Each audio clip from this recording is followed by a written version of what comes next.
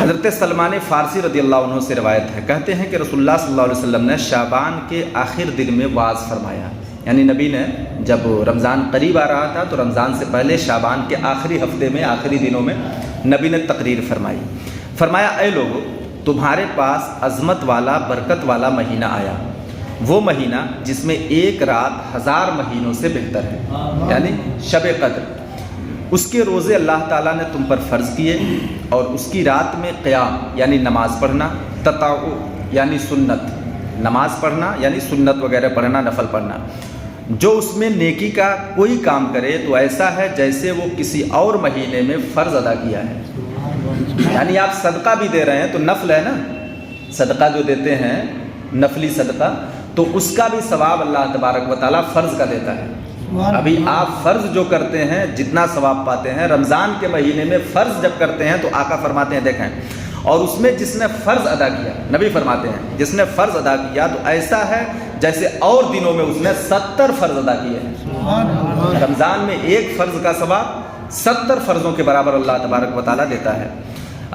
نبی فرماتے ہیں یہ مہینہ صبر کا ہے، اور صبر کا ثواب کیا ہوتا ہے؟ صبر کا ثواب نبی فرماتے ہیں جنت ہے۔ صبر کا ثواب کیا ہے؟ جنت ہے۔ یعنی کہ وہ صبر چونکہ ہوتی ہی ایسی چیز ہے جو دکھتی نہیں، اور روزے کو چونکہ صبر کے ساتھ گزارا جاتا ہے، تو نبی نے فرمایا کہ صبر کا مہینہ ہے، اور صبر کا بدلہ نیکی نہیں بلکہ ڈائریکٹ جنت ہے۔ تو یعنی کہ جو بندہ صبر کر کے روزہ رکھ لیتا ہے وہ جنت کا حقدار ہو جاتا ہے۔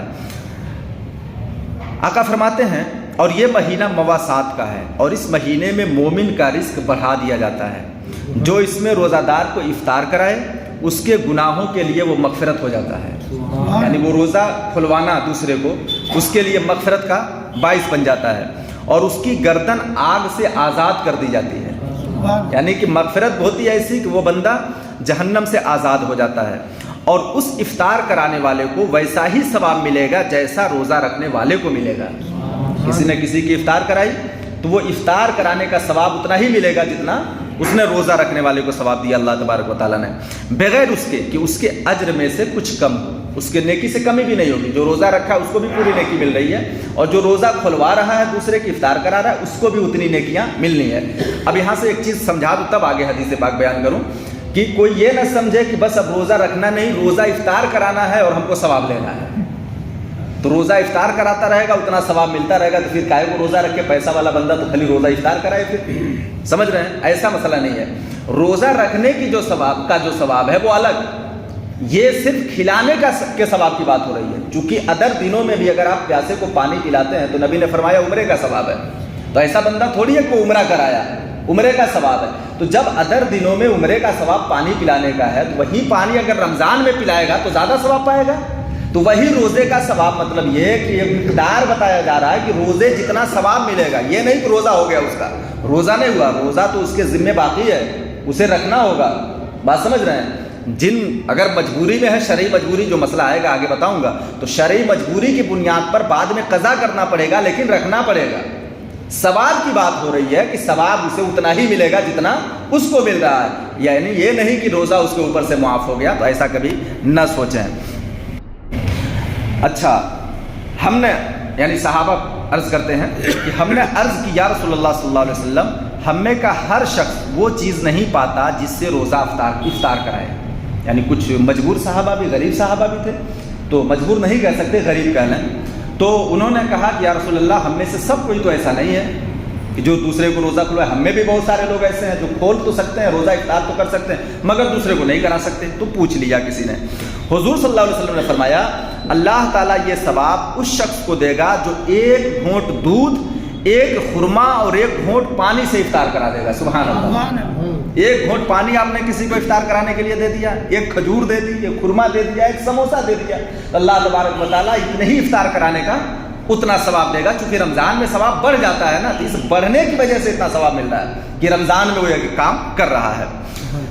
اور جس نے روزہ دار کو پیٹ بھر کھانا کھلایا، آقا فرماتے ہیں اس کو اللہ تعالیٰ میرے حوض سے پلائے گا، اور ایسا کہ وہ کبھی پیاسا نہ ہوگا یہاں تک کہ وہ جنت میں داخل ہو جائے، یعنی جنت میں داخل ہونے تک وہ بندہ اس کو پیاس لگے گی ہی نہیں جو کسی روزے دار کو پیٹ بھر کھانا کھلا دے۔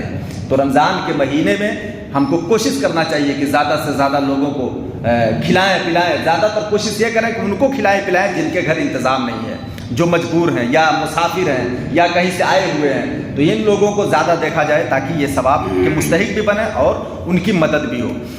اس کو اللہ تعالیٰ میرے حوض سے پلائے گا، وہ کبھی پیاسا نہیں ہوگا یہاں تک کہ جنت میں داخل ہو جائے۔ یہ وہ مہینہ ہے کہ اس کا اول یعنی پہلا عشرہ رحمت اور دوسرا عشرہ مغفرت اور آخری عشرہ جہنم سے آزادی کا ہے۔ یعنی اللہ تبارک و تعالیٰ آخری عشرے میں جو بندہ صحیح رمضان کو گزار دیتا ہے تو اللہ تبارک و تعالیٰ اس کو جہنم سے آزاد کر دیتا ہے۔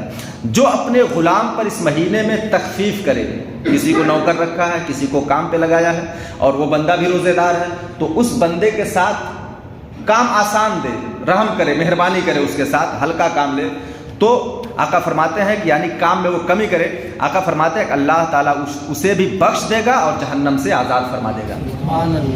یعنی اگر آپ گھر پہ کسی کو کام لگائے ہیں، ہوتا ہے نا روزے میں بھی کام چلتا رہتا ہے، تو بہت سارے لوگ سختی کرتے ہیں کہ تم نے ابھی اتنا ہی کام کیا، تم ابھی اور کر سکتے تھے وغیرہ وغیرہ۔